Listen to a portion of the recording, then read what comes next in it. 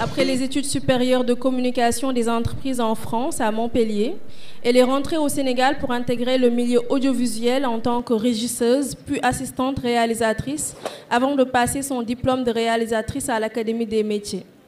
Son premier court-métrage a été réalisé dans le cadre du Kino de Bamako et pose un regard sur les mariages précoces et le maintien des jeunes filles à l'école.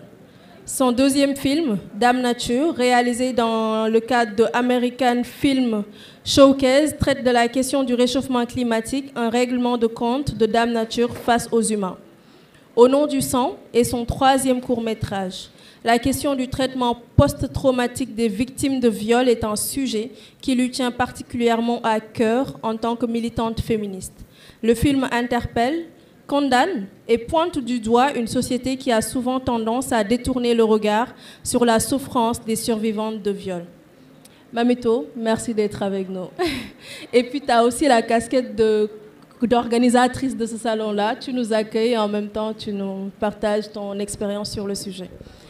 Donc, sans plus tarder, on a perdu beaucoup de temps avant le début. Aïcha, en tant qu'aînée, on te fait l'honneur aussi de commencer ce panel-là. D'après toi, quelles sont les représentations de la femme africaine dans les arts contemporains? Comment as-tu vu évoluer ces représentations au fil du temps et au fil des générations également? Merci beaucoup, Adama. Bonjour à tous. Comme toi, Adama, je voudrais aussi remercier Aminata d'abord. C'est un peu protocolaire, mais c'est important. Il y a des choses, c'est important de les dire. Merci à Amina et à son équipe de nous offrir cet espace qui est pour nous un safe place, comme on dit, entre femmes, questionner des problématiques qui nous concernent. C'est très important et je sais que ce n'est pas facile d'organiser des événements comme ça. Et elles l'ont fait avec brio. Merci beaucoup. Pour répondre à ta question, la représentation de la femme dans l'art, à mon sens, c'est d'abord très classique. Au début, c'est la femme africaine, la mère, la femme qui porte les valeurs, la femme qui est modèle, la femme qui s'occupe de la famille. C'est souvent ce qu'on voit le plus, j'ai l'impression, et aussi avec beaucoup de stéréotypes, il faut le dire, beaucoup de clichés. Il y a aussi la femme noire qui fait fantasmer, la femme qui est belle, grande, noire, les fantasmes des hommes. Je pense que souvent, ils essayent de nous canaliser dans un domaine, soit de cette femme un peu objet, de cette femme que l'on désire, si ce n'est pas l'autre qui est pudique, qui est couverte. Donc, je dis « ils » souvent parce que c'est souvent les hommes nous mettent dans des cases comme ça. Mais il y a aussi l'évolution d'autres artistes qui arrivent et qui déconstruisent, heureusement.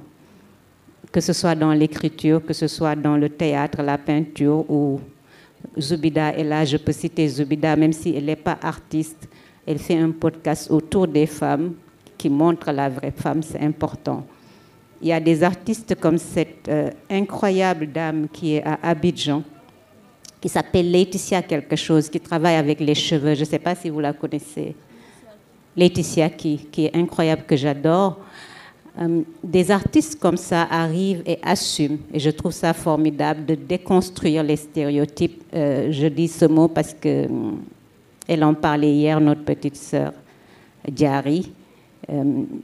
C'est elle même qui a évoqué ce sujet, de déconstruire les stéréotypes, et je trouve que c'est important, et c'est ça qui est bien dans l'évolution, même dans l'art qui joue un rôle très important et qui déconstruit.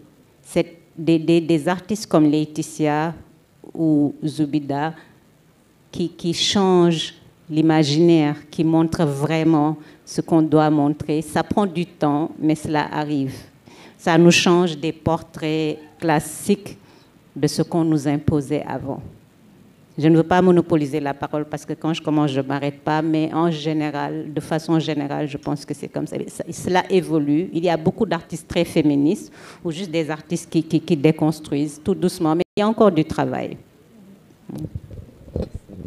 Merci, merci beaucoup Aïcha pour cette réponse. On reviendra vers toi au fil des discussions. Diary, pour toi, est-ce que la nouvelle génération d'artistes féminines trouve sa place dans le monde culturel et à quels défis est-ce que ces dernières sont confrontées? Excusez-moi. Je vous remercie pour votre présence. C'est un véritable honneur pour moi de figurer parmi ces grandes dames. J'ai rencontré depuis hier tellement d'écrivaines que j'ai lues dans mon enfance et qui m'ont inspirée et qui ont fait de moi celle que je suis devenue, parce que c'est en lisant des femmes comme Ken Bougoul, des femmes comme Fatou Sow, qu'on voit la véritable voix. C'est là qu'on se découvre et qu'on se rend compte qu'il y a quelque chose à dire, qu'il y a moyen de s'exprimer et que notre voix sera entendue. Pour répondre à ta question sur la place des femmes dans l'écriture, je me rends de plus en plus compte que cette place n'est pas acquise. Personne ne nous la donnera. C'est à nous de l'arracher. Et c'est en montrant notre talent, en le valorisant, qu'on va y arriver. Quand j'ai commencé à écrire, je n'avais pas conscience de toutes ces questions. Pour moi, l'écriture, c'était une façon d'exprimer le soi. C'était une façon de discuter avec soi-même. C'était une façon de se comprendre. Et de plus en plus, je me rends compte que écrire, c'est un acte politique. Dès l'instant qu'on ose penser, qu'on ose le dire et qu'on ose le faire savoir au monde, on commence à avoir un regard sur nos pensées. Et ce regard peut être parfois un peu réducteur ou limitant. On peut se rendre compte qu'on n'a pas le droit de penser, et de dire ce qu'on pense. Et c'est dangereux parce que ça limite notre voix. Et nous avons plein de défis en tant que femme africaine, en tant que jeune autrice, pour nous faire entendre, parce que le monde de l'édition est contrôlé par des hommes, il est contrôlé majoritairement par l'Occident. Et les femmes noires que j'ai toujours vues, représentées dans les romans que j'ai lus, avaient des rôles parfois très secondaires, ou apparaissaient comme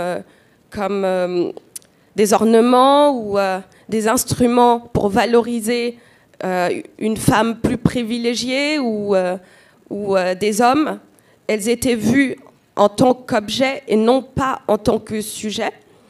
Et c'est en écrivant que je me suis rendu compte qu'il fallait que ça change, qu'il fallait qu'on se mette en scène nous-mêmes, parce que qui mieux que nous pour dire ce qu'on pense, ce qu'on veut, ce qu'on désire, ce qu'on veut être. Et personne ne devrait le dire à notre place. Et heureusement qu'il y a autour de nous des femmes comme Amina, des femmes qui se battent, et quand il n'y a pas d'espace pour qu'on puisse s'exprimer, elles le créent. Et c'est exactement ce qu'on doit faire, parce que les plafonds de verre, ils sont là, ils existent, et c'est à nous de ne pas nous laisser limiter, de ne pas nous laisser enfermer dans des carcans. Voilà ce que je voulais dire, et je vous remercie pour votre attention.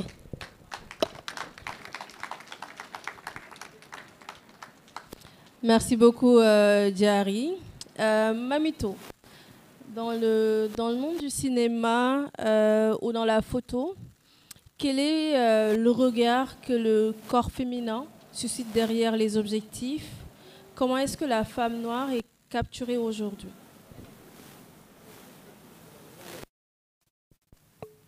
Allô? C'est bon. Merci. Merci beaucoup, Adama. Merci à tous ceux qui sont venus nous écouter depuis hier. Merci vraiment, ça fait plaisir avec tous les efforts qu'on a pu fournir pour mettre en place, pour en tout cas que ce salon ait lieu aux dates prévues. Donc merci à tout le monde. Alors, aujourd'hui, si on parle de représentation des femmes, j'aimerais juste revenir un petit peu en arrière en citant un des cinéastes qui me plaît énormément, surtout par rapport à la place qu'il a pu donner à la femme dans ses œuvres. Je veux nommer Semben. J'aime pas trop dire tout ce qui est... Enfin, c'est mon modèle ou c'est quelqu'un qui m'a inspiré, mais c'est juste par rapport à cette place qu'il a pu donner à la femme dans ses productions. À Moussa Senapsa, par exemple, tout ce que je suis en train de faire, c'est peut-être un hommage rapidement à Moussa Senapsa qui a pu parler peut-être il y a quelques années de cette femme entrepreneur, comme dirait Zoubida, de cette femme qui se bat, qui n'est pas objet sexuel, qui est certes désirée, mais dont le désir ne fait pas totalement l'objet de tous les regards. Donc, comme l'a dit Aïcha, les femmes sont victimes de ce regard-là, soit elle est saine, soit c'est une, comment dire, c'est une sainte, soit c'est une vierge, soit, entre guillemets, c'est la putain, excusez-moi du terme. Donc, parce que c'est comme ça, c'est ce regard-là que les hommes qui filment les femmes ont tendance à poser sur elles. Aujourd'hui, on est une génération de femmes, beaucoup de ces cinéastes femmes qui évoluent dans le paysage sénégalais sont des féministes, si je peux appeler ça comme ça, même si elles ne sont pas forcément militantes, mais c'est des femmes qui ont un regard différent, c'est des femmes qui aiment voir d'autres femmes différemment, qui n'ont pas ce point de vue masculin qui a tendance à caricaturer ou à montrer en tout cas la femme comme un objet de désir. Il y a plusieurs façons maintenant de filmer la femme. Moi, en ce moment, je peux dire que je suis plutôt optimiste par rapport à tout ce chemin-là qu'on a fait. Et puis cette jeune génération qui n'est pas complexée, parce que nous, la chance qu'on a dans le cinéma, c'est que seul le talent et la créativité, je pense qu'après, il y a des règles qui sont universelles, les règles techniquement parlant. Et à partir du moment où on a ce même niveau ou même plus de compétences, techniquement parlant, après maintenant, l'œil artistique, le regard artistique nous est propre. Si je peux donner l'exemple de Au nom du sang, mon dernier court-métrage, il a fallu me bagarrer avec le monteur et deux de mes amis. Le monteur, le chef opérateur, Nouroussar, je vais le noter, les nommer Nouroussar, Mara Bao et Alain Gomis, parce que moi, je tue le violeur à la fin du film. Ils étaient tous là à me dire, non mais tu sais, c'est pas artistique, non mais il fallait... J'ai été assez violente, je ne cherche pas de l'artistique en fait. C'est un vœu que j'ai envie de voir se réaliser. Et là, j'ai une occasion, à travers ce film, de le faire. Donc, je ne vais pas m'attarder sur de l'artistique. En tout cas, pour cette fois-ci, je me le permets. Je ne fais pas un film cinéma, je fais un plaidoyer que j'aimerais voir partagé partout. Donc, il nous faut ces femmes-là qui puissent, elles aussi, à leur tour, montrer qu'elles ont le talent, montrer qu'elles ont un regard différent, qu'elles peuvent filmer la femme de façon différente. On a maintenant des chefs opératrices, on a des monteuses, beaucoup de réalisatrices, des scripts. On a beaucoup de femmes qui sont représentées aujourd'hui dans le cinéma. Et je pense que c'est à travers elles qu'on peut prétendre, en tout cas, à un point de vue différent de celui des hommes. Et c'est ce qui est en train de se passer, même si... sur le paysage audiovisuel, il y a encore du travail, parce que dans ce qu'on voit dans les séries, c'est un petit peu déplorable. Mais à chaque fois, ce qu'on nous dit, c'est que c'est ce que le public demande. Donc, on a tellement infantilisé ce public-là, on lui dit tout le temps ce qu'il doit avoir, on ne lui laisse pas le choix. Et pour moi, il y a encore un travail de ce côté-là, un travail de formation, un travail de sensibilisation, pour qu'on puisse arriver vraiment à ce qu'on saute tout ce qui est barrière, tout ce qui est stéréotype de la femme, elle doit être comme ci, elle doit être comme ça. Au cinéma, on n'a pas besoin que tu sois Miss Monde. Il y a des gens qui vont dire « Ah, mais elle n'est pas jolie à l'écran ». Mais la réalisatrice ou le réalisateur a vu quelque chose d'assez différent en elle et c'est ça qu'il veut filmer, c'est ça qu'il veut montrer. C'est à travers ça qu'il peut faire passer son message. Elle n'est pas obligée de mettre des cheveux pas naturels ou d'avoir un BBL, comme on dit, tout ça. C'est-à-dire, il y a beaucoup d'éléments aujourd'hui qu'on voit s'exprimer à travers nos écrans et qui ont été on va dire, encouragés par les hommes, parce que c'est très rare de voir une femme filmer une femme de façon pas valorisante. Donc c'est ce point de vue masculin, masculino-masculin, on essaie vraiment, nous, en tant qu'artistes femmes, de lutter contre, tout simplement, en faisant des films, en nous formant, en participant à de telles initiatives pour porter nos voix. Et voilà, je pense que c'est assez important aujourd'hui et rafraîchissant de voir qu'il y a une jeune génération qui se bat et qui n'est pas complexée. Merci beaucoup, Mamito. Je rebondis tout de suite sur ce que tu as dit parce que moi, il y a un constat qui m'interpelle. Et heureusement, du coup, qu'il y a des réalisatrices comme toi, qu'il y a Calista, qui essaient aujourd'hui de montrer quelque chose de différent. Parce que dans les séries sénégalaises qui sont diffusées, enfin, il y a une logique capitaliste.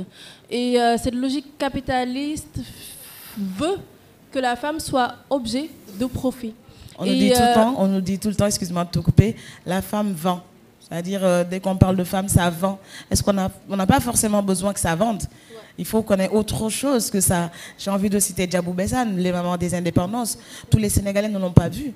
Et ça devrait être vu par tout le monde, qu'on puisse savoir que nos mamans n'ont pas été juste porteuses de pancartes ou juste spectatrices. Elles ont été actrices de tout ce qui s'est passé. Elles ont été actrices. Elles ont toujours été actrices de notre histoire. Et ça serait important qu'on puisse tout simplement les valoriser et les faire connaître du grand public. Excuse-moi. Absolument. Et du coup, pour aller jusqu'au bout, toi, quel est le regard que tu portes sur comment est-ce que les femmes sont dans les nouvelles séries sénégalaises où j'ai l'impression qu'il y a un modèle typique de femme, teint clair, avec des formes généreuses que je trouve qui est très très violent et très très dangereux par rapport au message qui est passé et à tout ce que ça entraîne derrière. Quel regard, toi, tu portes sur ça?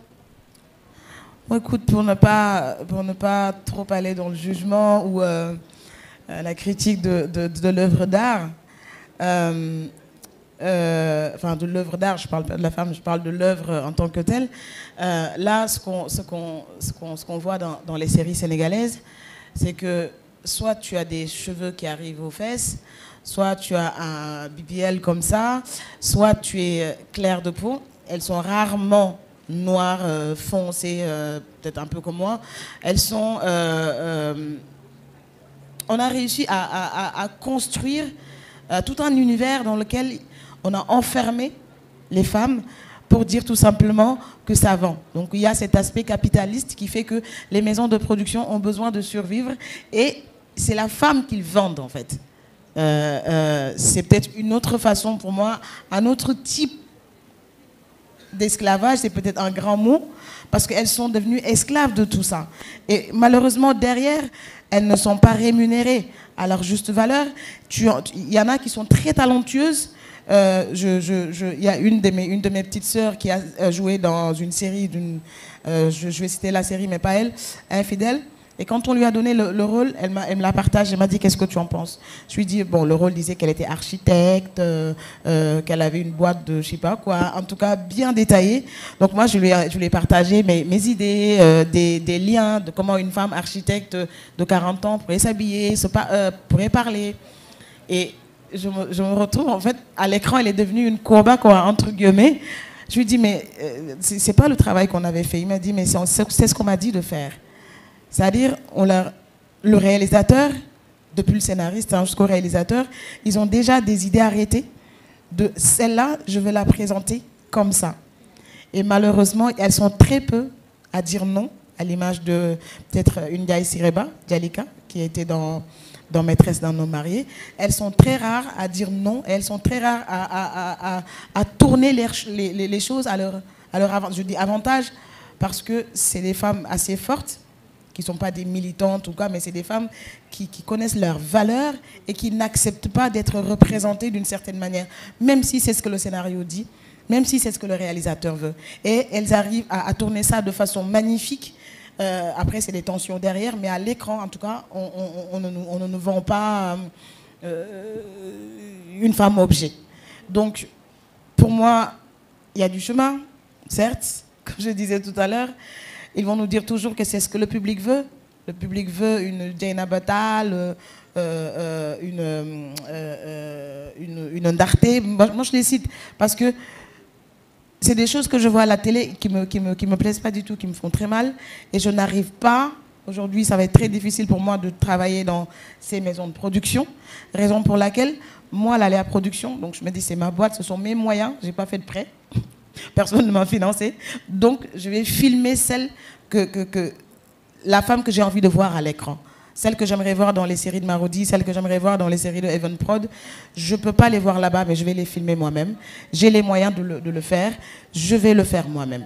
Au moins, je vais contribuer de mon côté sur cette lutte-là qu'on est en train de mener toutes, d'arriver à une vraie représentation qualitative de la femme. C'est ce que Warka TV fait, c'est ce que Zoubida fait à travers le podcast. Donc il nous faut ça, ces Mamito, ces Warka, ces Zoubida, ces individualités-là pour arriver à en faire un lot qui, on va dire, qui contre-attaque, qui vient aussi avec leur force, qui vient avec leurs idées nouvelles, fraîches, valorisantes, pour contrer tout ce qui se passe actuellement sur le paysage audiovisuel.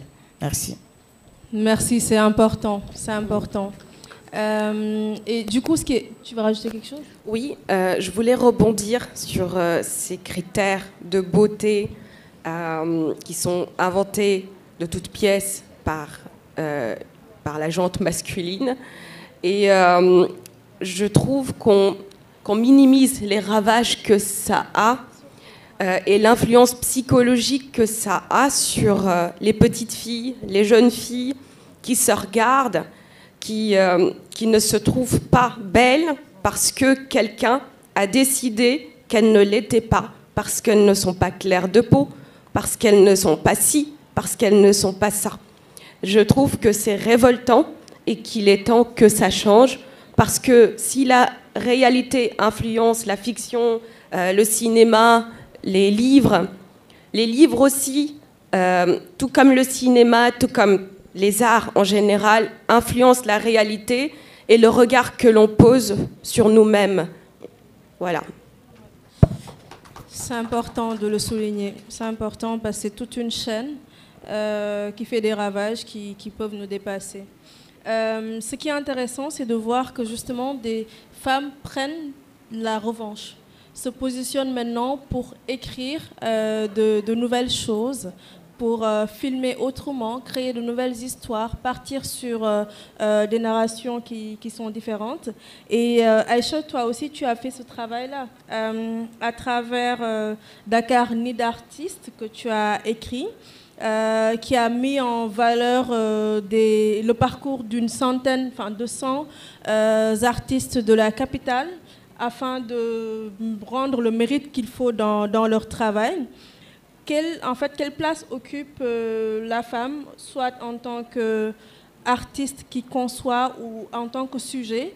Quelle place occupe la femme dans ce travail-là que toi tu fais de mise en avant des talents de la capitale? Et comment est-ce que toi tu contribues à asseoir dans ton travail le mérite des femmes? Écoute, moi je rejoins les sœurs. Il est important que l'on se raconte, on le dit toujours, que ce soit l'Afrique, que l'on se raconte en tant qu'Africain, mais il est surtout très important qu'en tant que femme, on puisse se raconter nous-mêmes. Si on ne le fait pas, c'est encore une fois les stéréotypes. On nous met dans des cases et on décide quelles sont nos qualités, quels sont nos défauts. On décide de ce qu'on montre à nos petites sœurs, à nos petites filles. Nous devons prendre les choses en main et rentrer dans la tête de nos sœurs et de nos petites filles et leur dire que toutes les femmes sont belles, toutes les femmes sont magnifiques, toutes les femmes sont talentueuses, elles sont capables. Donc pour moi, comme elle a dit, c'est politique, pour nous toutes. Aujourd'hui, nous avons toutes choisi. On n'a pas le droit, on peut faire de la légèreté, on peut faire des choses. Mais aujourd'hui, en tant que femme, je pense juste que nous n'avons pas le droit de ne pas être politique, de ne pas nous positionner. Donc moi, au-delà même du livre Dakar Nuit d'artistes, dans tout ce que je fais, et je l'assume totalement, je suis connue pour ça, c'est d'abord les femmes. Parce que si on ne le fait pas, les autres ne le feront pas à notre place. Dakar Nuit d'artistes, c'est un livre qui parle de Dakar et de ses artistes, donc il y a tout le monde. Mais forcément, je mettrai une priorité sur des femmes parce que je vais les chercher. Et dans tout, que ce soit sur les réseaux sociaux où je partage beaucoup de choses, je mets en lumière des artistes, je découvre des talents que je fais connaître, que je les connaisse ou pas. Dès que je vois une femme dont il faut parler, il faut tous les jours en parler. Un petit post sur Instagram ou Facebook, c'est pas minime. Quelqu'un va tomber dessus, va découvrir le travail de quelqu'un. Tout récemment, hier, j'ai reçu un message parce que j'ai parlé de cette femme formidable qui était directrice artistique de la Biennale, Salimata Diop. Salimata Diop a fait une Biennale magnifique, mais on n'en parle pas. Si c'était un homme aujourd'hui, il y aurait de grands titres de journaux, tout le monde parlerait de ça, mais c'est une petite jeune qui est arrivée, la petite jeune, sa Biennale, ça ne va pas, il y a des problèmes. Il y a toujours des problèmes, mais quand c'est une femme, voilà. Donc des gens comme ça, c'est important de s'arrêter, de montrer ce qu'elles font, de les féliciter, de dire que voilà, qu'on les connaisse ou pas, et nous tous dans la salle. Les imaginaires, c'est important de les construire. C'est important qu'on s'approprie les histoires. Quand elle veut tuer le violeur, c'est parce qu'aujourd'hui, au Sénégal, on se rend compte que les violeurs ne sont pas punis. Si elle veut tuer son violeur, elle va le tuer. Qu'on sache que le violeur a mal fait. Et en passant, il faut qu'on s'arrête sur cette histoire aussi. Je vais changer de sujet. Aujourd'hui, il y a une jeune fille qui a été violée, une petite fille de 9 ans. 9 ans, un enfant qui est enceinte.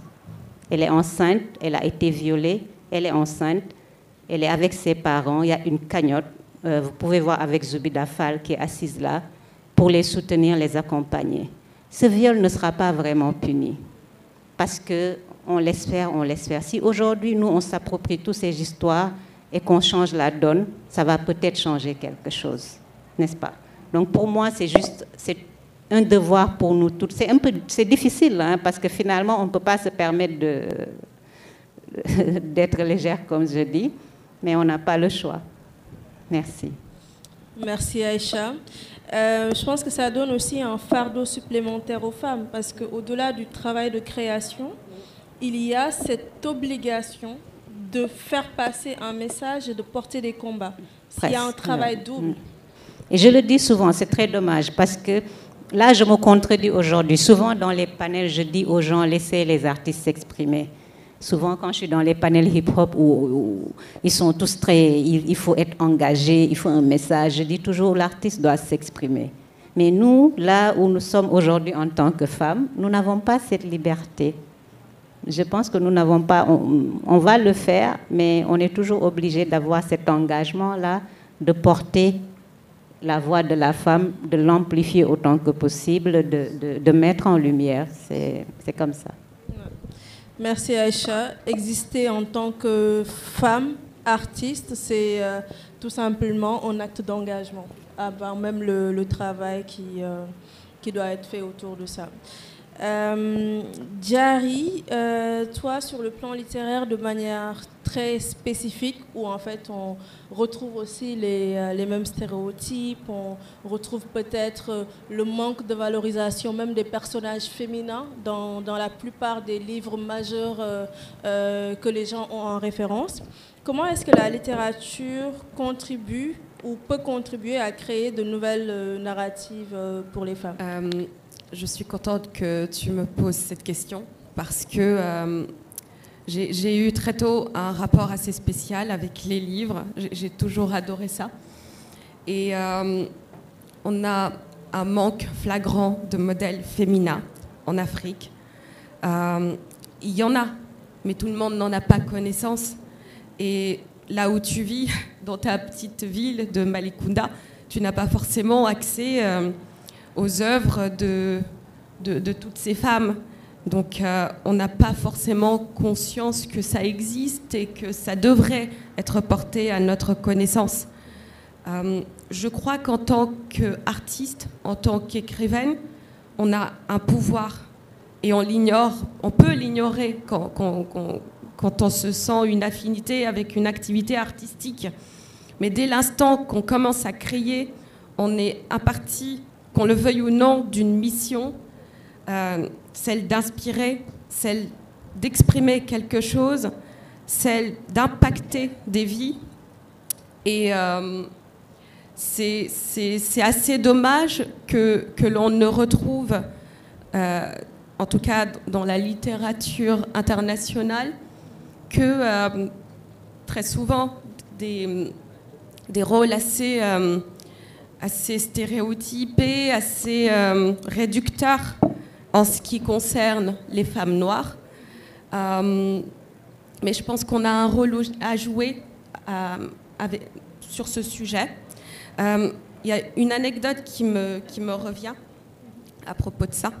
Un jour, je faisais une interview avec un journaliste et il m'a posé cette question assez maladroite. Comment arrivez-vous à exprimer autant de sensibilité étant africaine ? Il y a eu un petit moment d'embarras où on est des êtres d'émotions. Je veux dire, on est rempli d'émotions autour de nous, en Afrique, au Sénégal. On est tellement dans l'émotion que qui mieux que nous pour exprimer une telle sensibilité ? Et c'est là qu'on se rend compte qu'en tant qu'écrivaine, on attend de nous qu'on s'exprime sur des sujets qui ayant trait à l'Afrique, des sujets... nos œuvres seront dites exotiques, les artisans, enfin les créateurs seront taxés d'artisanat. Tu présenteras ton œuvre et on te dira oui, c'est différent, c'est folklorique. Alors que tu n'as pas envie d'être folklorique, tu as envie d'être universel. Tu parles de l'Afrique et on te dira quand est-ce que tu vas écrire des œuvres universelles et arrêter de parler de l'Afrique ? A-t-on demandé aux Européens d'arrêter de parler de l'Europe ? Quand on parle de l'Afrique, c'est parce que nous vivons en Afrique, notre cœur bat en Afrique, les expériences que nous vivons sont ici. Et ce n'est pas parce que notre contexte est sénégalais, africain, que nous ne parlons pas de sujets universels, tels que les rêves, nos ambitions, nos désirs, des émotions humaines et universelles. Donc, il est clair qu'il y a encore beaucoup de choses à changer dans le monde de l'édition. Et je pense sincèrement que nos œuvres peuvent changer le regard que l'on a sur nous, sur le plan international, et même dans nos pays. Merci Diary. C'est encore très méritant parce que justement tu es à l'intersection de beaucoup de choses. C'est-à-dire qu'il faut apprendre à exister en tant que femme, apprendre à exister en tant que femme écrivaine et du coup dans ton contexte apprendre aussi à exister en tant que femme écrivaine africaine parce que ce n'est pas évident du tout de pouvoir affirmer autant de casquettes et c'est ça qui est dommage en fait dans le monde actuel, c'est qu'il faut toujours pouvoir justifier de la raison pour laquelle on fait telle ou telle autre chose. Mamito, comment est-ce que toi, pour être dans le pratique, une réponse à justement tout ce sujet-là, comment est-ce que l'art peut contribuer à promouvoir l'égalité des genres, la diversité, comment l'art peut nous aider, nous, dans nos combats militants, comment l'art se positionne par rapport à tout ça? Quand je fais la promo de Au nom du sens, ce que je dis, c'est que je suis militante féministe, mais bon, je ne suis pas juriste, je ne suis pas millionnaire ou milliardaire, je ne veux pas mettre des centaines de millions dans la cause pour que mon message puisse arriver au fin fond du Sénégal, que mon message puisse être porté. Je suis artiste, donc tout ce que je peux, c'est de mettre mon art à contribution. C'est ce qu'on fait tout le temps. C'est-à-dire, pour moi, c'est même l'élément le plus important. Parce que, on le sait, je ne peux pas aller dans les pourcentages ou dans les chiffres, mais le Sénégalais lambda ne lit pas. Mais le Sénégalais lambda a un téléphone portable, il a une connexion Internet et il a accès à notre cher YouTube. Et tout se passe presque sur YouTube. Je dis souvent à mes collègues cinéastes qui ont les productions souvent sur Vimeo, tout le monde n'est pas sur Vimeo. Moi, je suis sur Vimeo. Jari, Aïcha, Adama, on sait, on est sur Vimeo. Mais si on veut délocaliser la parole, le message, parce que pour moi, il était important que mon film, chez moi, à Louga, puisse affronter Louga. Et c'était important que ce film sorte des murs de Dakarois et des grandes villes. Les festivals, n'en parlons pas. Pour moi, c'était important qu'il soit vécu, parce que c'est un film qu'on vit, qui est assez, enfin, je dirais pas violent, mais en tout cas, je suis pas allée avec des gants. Pour moi, c'était important. C'était ma façon de m'exprimer, c'était ma thérapie, et personne ne pouvait le changer. Pour moi, aujourd'hui, il est important que nos productions, qu'on ne produise pas pour l'extérieur, pas des films, des courts-métrages, surtout les courts, pour des festivals. Si tu prends aujourd'hui 10 ou 20 cinéastes qui ont fait des courts-métrages, les 18 sont vus tout dans le monde sauf au Sénégal. Nos productions sont vues partout sauf au Sénégal. L'accès au cinéma, c'est un petit peu compliqué. Enfin, je parle des salles de cinéma. Et même s'il y avait des salles, tu vas voir une famille gourgoulou avec 3 ou 4 enfants pour aller payer 3 ou 4 places de cinéma, même si c'est une fois par mois, ça reste un budget. Et le cinéma qui est gratuit, accessible, mais vraiment de tous, c'est YouTube. Donc pour moi, on doit saisir ces occasions-là, ces opportunités, produire du contenu. Et tu as dit l'expression tout à l'heure, j'ai oublié, mais on doit le faire en fait. Comme dit la chanson, il fallait le faire. Ça, il faut qu'on le fasse. Il faut qu'on produise des choses intéressantes. Il faut qu'on produise des films, des clips, tout type de production, des podcasts qui mettent en valeur des femmes, qui racontent l'histoire des femmes. Les mamans de l'indépendance, quand tu regardes ça, au sortir de ce film, tu es fière. Parce que c'est des femmes qui ont combattu sur le terrain le moment venu et qu'on ne met pas forcément en lumière. Heureusement que Djabou l'a fait. Et je peux citer même d'autres productions. Donc pour nous, aujourd'hui, il est important d'écrire d'abord parce que ça part de l'écriture, pas seulement parce que si je viens réaliser un scénario écrit par un homme, voilà, je mets en image un point de vue de mec. Donc pour moi, c'est important qu'on puisse de l'étape écriture à la production, la réalisation, jusqu'au montage, qu'on puisse avoir des femmes, dans les métiers techniques. Parce que beaucoup, on parle souvent de maquillage, elles sont souvent dans le maquillage. Et même le maquillage est un élément super important. Comment il est maquillé, comment il est mis en valeur. Parce que c'est le maquillage qui te met en valeur avant de passer à l'écran, avant qu'il y ait les lumières, et ainsi de suite. Donc, il faudrait que toutes ces femmes-là qui sont dans le milieu du cinéma soient conscientes. On ne leur demande pas d'être militantes ou d'être féministes, non. Mais qu'elles soient conscientes qu'elles ont elles ont le devoir de valoriser les femmes à l'écran. C'est un devoir. Avant même que de faire un appel aux hommes, il faut que nous-mêmes, qu'on soit conscientes de cela on a le devoir de mettre les femmes en valeur à l'écran. Parce que Diary parlait tout à l'heure d'une petite fille qui va regarder, je ne sais pas, je cite des noms, je ne sais pas si c'est de la diffamation, parce qu'en ce moment c'est très difficile de diffamer, mais bon, je cite des personnages, c'est pas des noms. Qui va ma petite fille de 14 ans, que je vois faire des mimiques comme...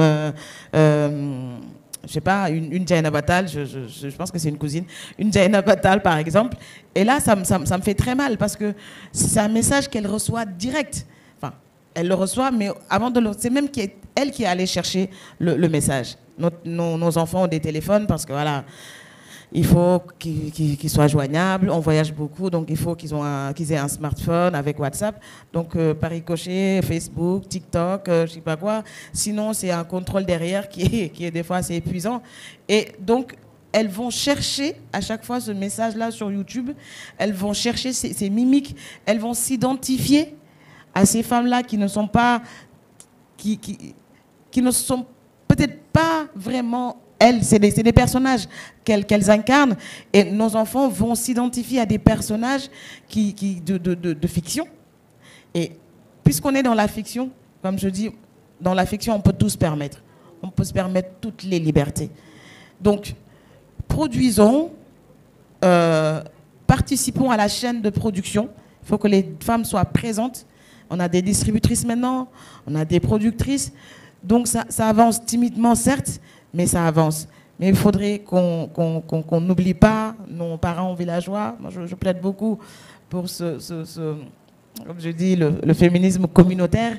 Il faudrait qu'on sorte de Dakar, qu'on sorte des grandes villes, qu'on aille, qu'on se déploie sur le terrain pour rencontrer d'autres femmes, des femmes différentes de celles qu'on voit à Dakar, à Thiès, ou en tout cas des grandes villes, et qu'on puisse leur apporter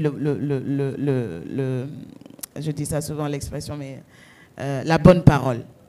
Il faut qu'on distribue la bonne parole partout au Sénégal, surtout aux côtés des femmes. Merci.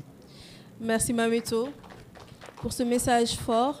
Je pense qu'on n'est plus à une époque où on sent une carence de production, que ce soit de production féminine, que ce soit sur le plan cinématographique, sur le plan littéraire, dans tous les arts, les femmes sont présentes. Elles sont toutes là. Dans le monde du livre, tu peux citer je ne sais combien de femmes écrivaines d'anciennes générations, de nouvelles générations. Ouais. Dans le monde du cinéma, on peut parler de Safi Faye, même dans le temps, parler de réalisatrices un peu plus contemporaines. Khadija Toussou, Angèle Diaban, Diatou Bessane, elles sont toutes là. C'est ça, il n'y a plus de carence. Maintenant, le défi, je pense, c'est sur la diffusion, c'est-à-dire occuper les espaces, montrer en fait que les femmes sont en train de faire ce travail-là, que les femmes sont en train de produire autant et qu'on puisse voir, en fait, reconnaître. On a l'impression d'être sous-représenté, alors qu'on n'est pas sous-représenté dans la production. C'est justement que les gens peut-être font un choix sur ce qui est diffusé, ce qui est montré, ce qui est valorisé. Et je pense que c'est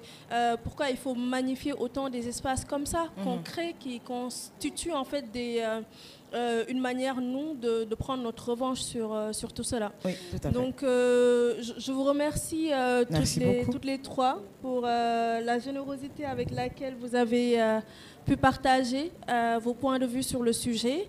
Je vais ouvrir la parole pour le public si vous avez des questions, des suggestions. Oui. Est-ce qu'on peut avoir une aide technique pour distribuer le micro, s'il vous plaît? Il y a une main là, à droite. Assistant. Oui, assistant. Tata Nicoli. Oui, voilà. Elle, après Tata Nicoli. Bonjour à tous. Je suis Assita Sidibé de la Côte d'Ivoire. Je suis ébobie devant ce que la dame au fond, avec des beaux cheveux noirs, Aïcha, elle a dit qu'il y a une petite fille de 9 ans qui a été violentée et qu'il faut faire une collecte parce que la police n'a pas fait grand-chose. Il est probable que rien ne se fasse pour aider la petite. Ça, ce sont des choses qui me choquent personnellement. Parce que le fait d'avoir reçu une violence physique, Parce que la violence, elle peut être morale, elle peut être psychique, elle peut être physique. La petite, elle a été violentée de plusieurs manières. Et là, la police ne réagit pas. Moi, ça me choque. Je vais vous raconter une petite histoire qui est arrivée en Côte d'Ivoire. Il y a 2 ans, une jeune prostituée avait été violée par des gens dans un hôtel. Elle a porté plainte et suite à sa plainte, la police a pu démanteler un vaste réseau de narcotrafiquants qui sont encore incarcérés en Côte d'Ivoire. Donc, je me demande, est-ce qu'il n'y a pas une cellule de protection de l'enfance ici au Sénégal, ou est-ce qu'il n'y a pas une cellule même de protection de la femme aussi? Ça, c'est ma première question. La suivante est de savoir si les hommes contemporains n'ont pas peur des femmes actuelles que nous sommes. Parce que quand je regarde, par exemple, l'histoire du Bénin et de Béhanzin, les Amazones étaient toutes des femmes.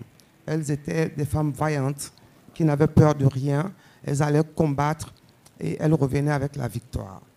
Pourquoi aujourd'hui, nous, les femmes, nous sommes obligées de nous mettre sur scène pour leur montrer la valeur intrinsèque que nous avons en nous?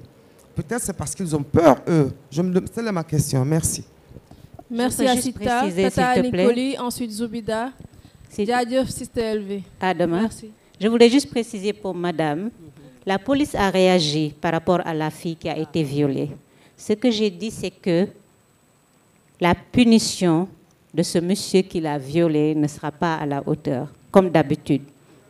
C'est un enfant de 9 ans qui a été drogué et violé, un enfant de 9 ans. On est obligé de faire une cagnotte parce que ses parents n'ont pas les moyens et qu'elle est enceinte. C'est aberrant.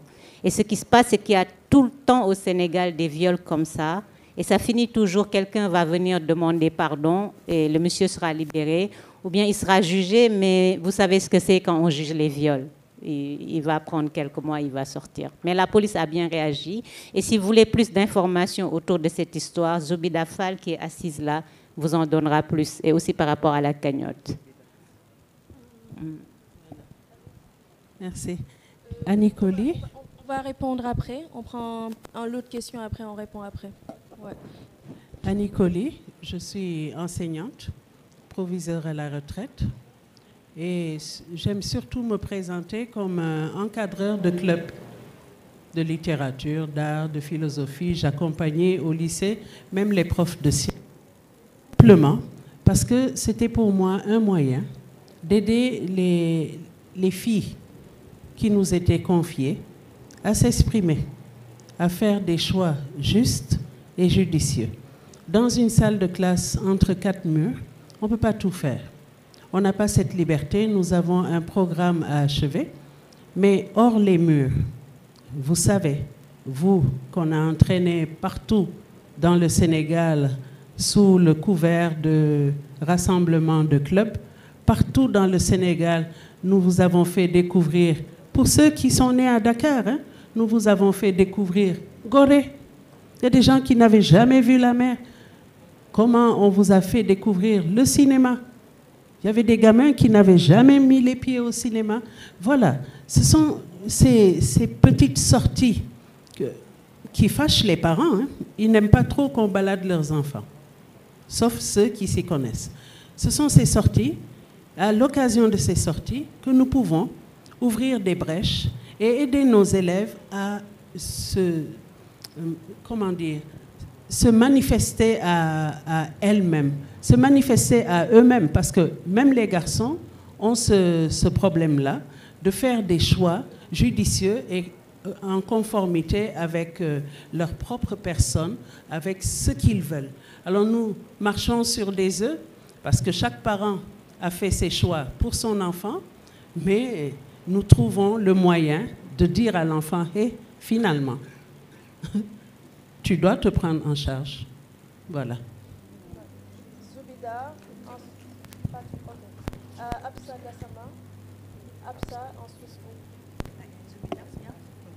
Merci beaucoup, Adama. J'aimerais aussi qu'on présente Adama. Peut-être je sais pas.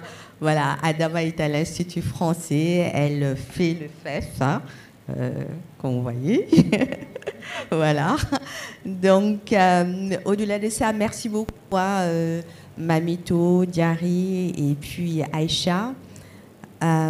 Moi, je voulais juste réagir, si je peux me permettre, par rapport à la question de la dame, en disant est-ce qu'il n'y a pas de cellules de protection des jeunes et des femmes. Des femmes, il y en a même, mais surtout pour les jeunes, il y en a.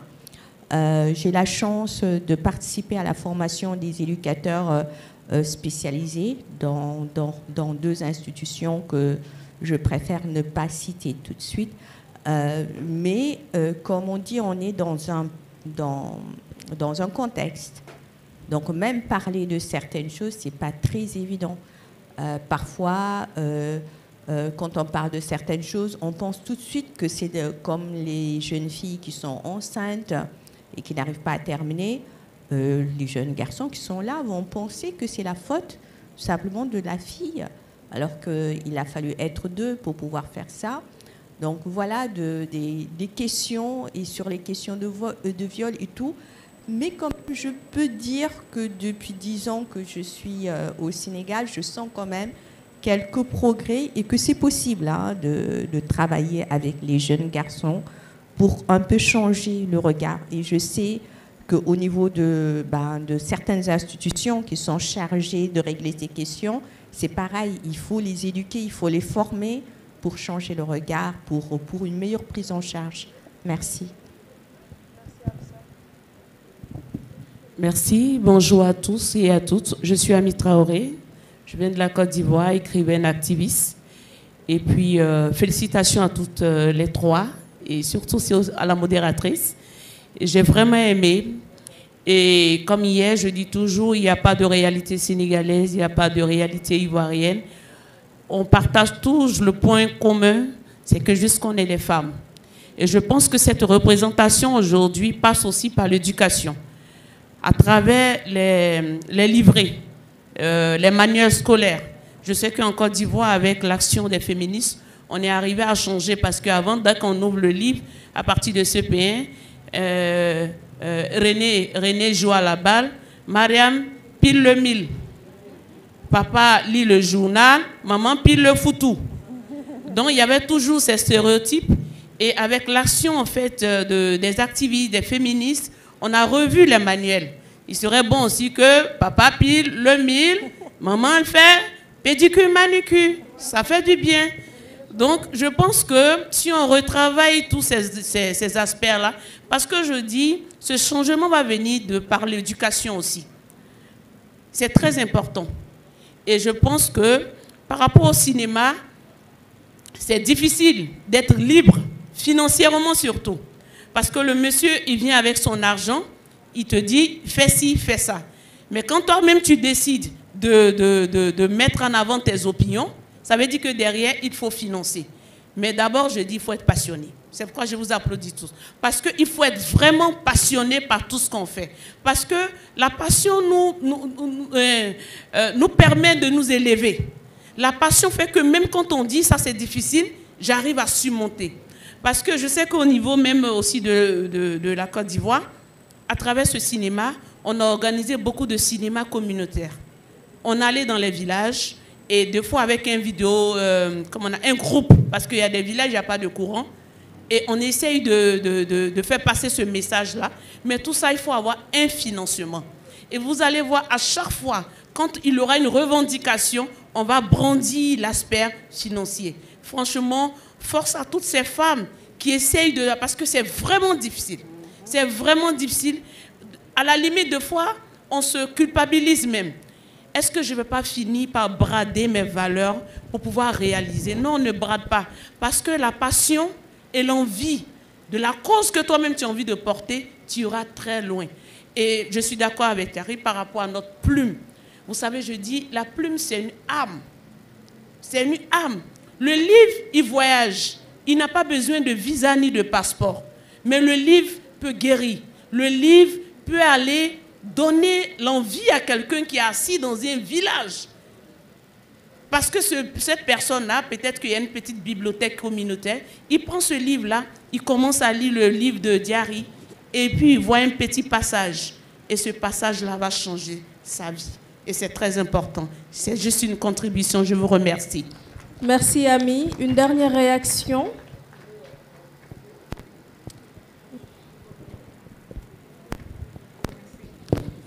Merci beaucoup. Je voudrais faire une petite contribution. Je vais axer mes mots sur l'éducation et je voudrais vous dire qu'il y a un sage Wolof qui dit pour nos enfants, quand il pense aux enfants, il dit « Li ñu war mooy utal suñu doom yi ay yaay yu baax ». Je ne sais pas, c'est-à-dire quand l'homme cherche une épouse, qu'il cherche une bonne épouse. Moi, je voudrais penser à l'éducation. Quelle est la bonne épouse? C'est l'épouse bien éduquée. Alors, raison pour laquelle, quand on dit aussi que xale xamul yàlla waaye xam na yar c'est la punition. Quelle punition infliger à l'enfant? Pas une grande punition, une petite punition peut-être. Mais ce qui est bien de savoir, c'est la valeur de la femme dans l'éducation. C'est à nous, femmes, d'éduquer nos enfants et de bien les éduquer, en passant par la lecture, l'écran, le jeu, par exemple, et deuxièmement, l'école. Parce que la première éducation se passe en famille, dans la maison, avec les parents. Et malheureusement, ce que je constate, c'est que nous n'avons pas tellement le temps d'éduquer nos enfants. Ou bien on dit qu'ils sont trop jeunes. L'éducation commence par la grossesse. Ça, c'est Dieu qui l'a fait, n'est-ce pas? Et à la naissance, et on continue jusqu'à ce que l'enfant soit adulte. Je vous remercie. Merci beaucoup, madame. Une éducation qui se fait à deux surtout, qui n'est pas que le rôle des femmes. On va faire un dernier tour pour répondre et surtout donner son dernier mot avant d'aller déguster du lard dehors. Bon, moi, je pense que je vais en faire un dernier mot parce que j'ai une migraine qui me fatigue, mais à un point. J'essaie de tenir, mais c'est un peu difficile. Donc ça sera peut-être l'occasion d'éclairer un petit peu la lanterne d'Assita et de toutes nos sœurs de la Côte d'Ivoire. Ici au Sénégal, les militantes des droits des femmes, les féministes font un travail extraordinaire d'enquête, de suivi, de prise en charge. Parce que la petite fille dont Aïcha parle, de 9 ans, elle est à 8 mois de grossesse. Et là, qu'il y ait une cagnotte, c'est super important. Et bravo. Et je pense, je dois dire merci. Adama, tu sais un peu comment ça se passe. Il y a, par exemple, une amie Saro qui quitte Dakar pour aller la prendre, l'amener en consultation à Thiès, l'assister. Et tout ça sur fonds propres, hein, presque. C'est elle qui va assurer son transport, prendre la fille avec sa mère, l'amener en consultation et patienter, prier pour qu'il ne lui arrive rien. D'où la nécessité aujourd'hui du plaidoyer sur l'avortement en cas d'inceste ou de viol. C'est de ce genre de cas-là dont on parle. Une petite fille de 9 ans, elle va porter une grossesse. Pourquoi ? Surtout suite à des viols de la part de son maître coranique. Donc il y a beaucoup de choses que les militantes gèrent. Parce qu'il s'agit de gérer. Il y a beaucoup de choses que les militantes gèrent et c'est ce qui fait qu'aujourd'hui, si on doit faire des productions sur ces thèmes-là, qu'on ne s'attend pas à ce que ces productions soient artistiques, parce que c'est des plaidoyers, c'est des messages. On ne cherche pas du beau ou du luisant. Ce qu'on veut, c'est tout simplement faire passer notre message, dire qu'on en a juste marre de voir des jeunes filles, des petites filles, des femmes être maltraitées, être violées pour qu'après on court derrière la justice, on l'emprisonne. C'est le cas de Jaina Bataille. Son mari a eu quoi, 15 jours, 45 jours, alors qu'elle... En fait, il y a beaucoup de cas qui pourraient être objet de traitement, de le porter à l'écran d'écrire des livres, de faire des podcasts, de même tout simplement déclamer, parce qu'il y a des slameuses, il y a même maintenant des tasoukats. C'est extraordinaire, une femme tasoukat qui te fait un tassou, mais purement féministe, quoi. Donc, il y en a, tout est là, la matière première est là, les ressources humaines sont là, et il suffit tout simplement un petit coup de boost. Après, il y a les fonds, certes, il y a le financier. Moi, je dis souvent que mon film pouvait s'appeler le film de mes économies. Parce qu'à la fin du tournage, il me restait 4 000 francs pour survivre. Et parce que j'y ai mis tout ce que j'avais. Pour moi, c'était important d'y mettre mes sous et de décider. Aujourd'hui, si demain tu veux le film dans ton salon avec ta famille, bah, je te le passe, tu le regardes. Il n'y a pas le producteur n'a pas signé ou parce que c'est mon film, j'y ai mis mes sous et je veux qu'il soit vu. Je ne vais pas rester voilà, dans des cases où il faut que tel signe parce que la production n'a pas apprécié que... parce que si j'étais produite par quelqu'un d'autre et éventuellement un homme, ce violeur tué à la fin, ça n'allait pas être possible. Et pour moi, c'était un élément important. C'était curatif pour moi et il fallait que je le fasse. Donc ce genre d'espace, Adama, c'est important qu'on puisse se voir, qu'on puisse discuter, qu'on puisse échanger et qu'on puisse au sortir de ce type d'espace, qu'on continue tout simplement de produire. Aïcha, je m'adresse à Aïcha et à tout son réseau. Le plus important, c'est qu'on puisse produire.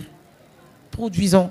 On n'a pas forcément besoin de super grands moyens. Avec un téléphone portable, on fait un film, on le monte sur le téléphone portable, avec des petits logiciels, on balance sur YouTube. Et c'est à la portée de tout le monde. Donc merci beaucoup, merci à toutes. Et je vous souhaite de passer un très bon salon. Merci.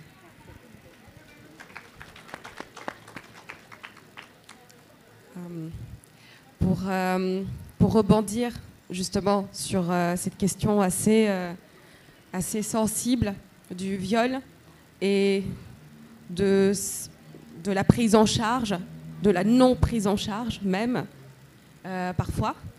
Je voulais raconter quelque chose qui m'est arrivé.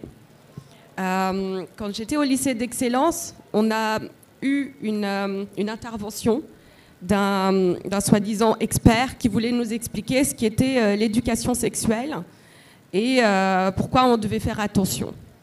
Alors, l'intervenant nous dit que la sexualité, c'est quelque chose de naturel. En tout cas, les hommes, les garçons, ils vont avoir des désirs, ils vont avoir des pulsions, et que les filles devaient faire attention. Cette vision assez bizarre de la sexualité m'a extrêmement choquée. Et à la fin, j'ai pris la parole et je suis intervenue, j'ai dit ce n'est pas du tout la vision que j'ai de la sexualité, ce n'est pas que le garçon qui a des désirs et qu'il faut craindre et que nous, on doit faire attention. J'ai dit il y a aussi les filles qui ont des désirs et leur désir doit être vu, valorisé. Et comment peut-on s'étonner dans une société comme ça, en tout cas avec une telle éducation et une telle vision de la vie sexuelle, qu'on pense que c'est pas la faute des garçons s'ils ont des pulsions et que les filles n'ont qu'à faire attention. Elles n'ont qu'à pas mettre de jupe en venant à l'école, elles n'ont qu'à pas parler trop fort, elles n'ont qu'à faire attention parce que de toute façon, ils sont pas responsables, c'est naturel et qu'on ait envie ou pas, dans tous les cas, eux, ils vont nous imposer leurs désirs. Et c'est complètement faux. Ce sont ces enseignements-là qui sont à l'origine de toutes ces dérives. Un garçon à qui on apprend ça va forcément penser qu'il est légitime dans ses pulsions et il ne va pas se contrôler. Donc moi, je mets l'accent vraiment sur l'éducation. Je ne parle pas de la compassion, je ne parle pas d'être souple avec ça. Je dis juste que les garçons aussi ne savent pas et qu'on est, sans même le savoir, complices de tout ça. Nos mamans sont complices.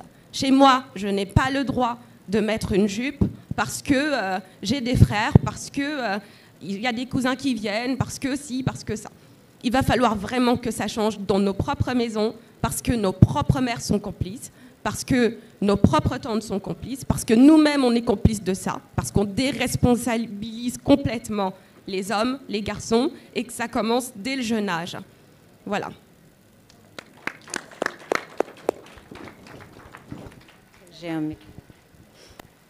Alors voilà, moi j'aime beaucoup ça parce que nous étions ici pour parler de représentation de femmes dans l'art. Et voilà qu'on parle de ce sujet-là qui est très très important. Et c'est cela aussi l'art, parce que c'est l'art qui nous a emmenés ici, qui est la littérature. Et en tant que femme, quand on se retrouve, on ne peut juste pas parler de ça. Je suis très heureuse qu'on le fasse. Et en parlant d'éducation, juste, tu l'as fait remarquer, Madame là-bas, je pense que l'éducation, ce n'est pas seulement la mère, mais c'est la mère et le père. Et nous devons insister justement pour que les hommes éduquent les hommes. C'est beaucoup trop facile de laisser un garçon comme ça croire des choses alors qu'il a un père qui peut lui dire. Mais si ça se trouve, ce père-là aussi n'a pas été éduqué de cette manière. Donc il y a beaucoup à faire. L'éducation est dans les maisons, l'éducation est partout. Et je pense que par l'art, par les contenus, comme dit ma sœur, c'est par là que ça va se faire. Pour moi, l'art a la force de tout. Pourquoi? Parce que les gens aiment tout. Ils aiment le cinéma, ils aiment lire, ils aiment la télé, ils aiment les séries. Il faut qu'on réussisse à envahir tous ces médias. Il faut qu'on réussisse encore une fois à imposer nos histoires, à changer les imaginaires. Et pour moi, l'art a cette force, a cette puissance pour le faire. J'y crois vraiment, ce n'est pas du tout cliché, j'y crois très très fort. Maintenant, le problème, c'est d'avoir les moyens, parce que c'est toujours ça le problème de nous autres. Et il faut lancer un appel à ceux qui peuvent, les hommes aussi. Il y en a ici, ils n'ont pas parlé, je trouve ça un peu dommage. Mais il faut que... Oui, la modératrice. Et les femmes qui ont les moyens, il faut qu'on trouve un moyen de mobiliser des productrices. Il faut qu'on trouve un moyen de mobiliser des financements. Mais en attendant, il y a YouTube, comme tu dis, où on n'est pas obligé. Mais c'est vrai que tu dois tourner. Il faut qu'on s'organise pour produire le maximum possible pour éduquer dans l'art et éduquer, faire passer les messages. Parce que si un chanteur, Elbi qui est là, Sister Elbi, elle était dans les parages, tout son combat, c'est ça, elle fait du rap. Mais ça passe. Les jeunes de la banlieue entendent, ils l'aiment beaucoup. Donc, je mets du temps aussi et je suis aussi un peu fatiguée, mais je pense que c'est ça qui est important au final et nous sommes tous d'accord dessus. Donc merci beaucoup mesdames, c'était très très inspirant. Je suis très admirative de vous toutes et merci à vous toutes et merci à nos mamans qui nous ont tracé la voie. Merci infiniment d'être les exemples que vous êtes. C'est grâce à vous que nous aussi on a la force et quand on veut lâcher, on vous voit, on se dit on n'a pas le droit de gâcher tout le travail que vous avez fait. Donc, merci infiniment pour ça. Merci, Adama. Merci beaucoup, Aïcha. Merci beaucoup, Jari. Merci beaucoup, Mamito. C'est aussi, je pense, un moment sororal pour vous témoigner toute l'affection que j'ai pour chacune d'entre vous et surtout la fierté de voir ce que vous êtes en train d'accomplir chacune. Et nous, on suit l'exemple. Merci à vous d'être restés, cher public, mesdames, messieurs, d'avoir suivi ce panel qui, je pense, permettra de mieux asseoir, de mieux, en fait, voir, rendre visible aussi le travail des femmes dans les arts.